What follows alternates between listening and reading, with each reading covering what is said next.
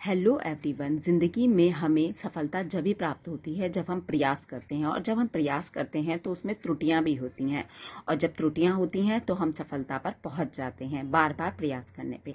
इसी से रिलेटेड आज का हमारी थ्योरी है जो कि थॉर्नडाइक ने दी है, जिन्हें E.L. थॉर्नडाइक के नाम से भी जाना जाता है। और उनकी इस थ्योरी को प्रयास व त्रुटि का सिद्धांत, ट्रायल एंड एरर थ्योरी कहा जाता है। इस थ्योरी को उद्दीपन अनुक्रिया का सिद्धांत भी कहा जाता है, जिसे स्टिमुलस एंड रिस्पांस थ्योरी कहा जाता है। थॉर्नडाइक जो हैं, यह एक अमेरिकी वैज्ञानिक थे।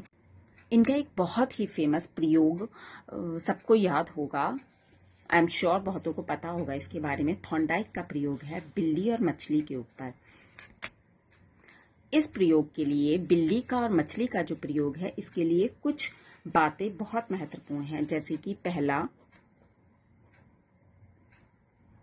Puzzle box. ये रहा पजल बॉक्स जिसके अंदर ये बिल्ली मौजूद है। दूसरा, स्टिमुलस।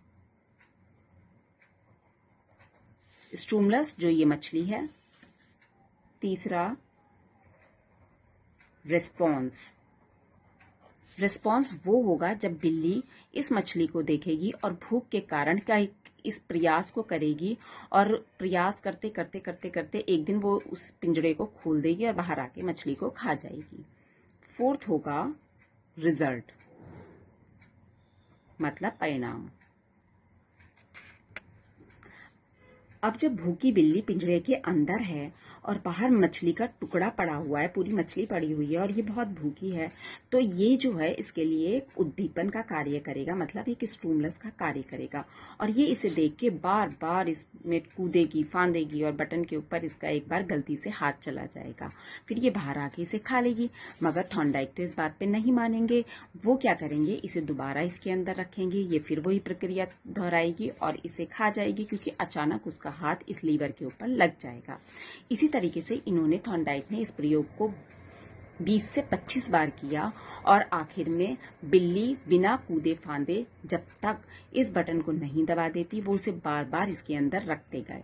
तो जब वो एंड में इस बटन को बिना किसी प्रयास के एकदम मछली को देख के बटन दबा देती है, तो इसका मतलब ट्रायल और एरर जो थ्योरी है वो सक्सेसफुल हो जाती है, और वो प्रयासों के द्वारा बिना गलती किए बाहर आकर इस मछली को खा जाती है। और यही थॉर्नडाइक कहना भी चाहते, वो यही समझाना चाहते थे इस थ्योरी के द्वारा कि बच्चे के व्यवहार में चेंज लाया जा सकता है। जब वो बार बार, बच्चा हो या बड़ा हो, जब बार बार किसी चीज को करेगा, किसी काम को करेगा, तो वो अंत में गलतियों के बाद उस काम को सीख जाता है और अपने रिजल्ट तक पहुंच जाता है। तो इस थ्योरी के अंदर पजल बॉक्स, स्टिमुलस और रिस्पॉन्स और रिजल्ट, इन चारों का बहुत महत्व है।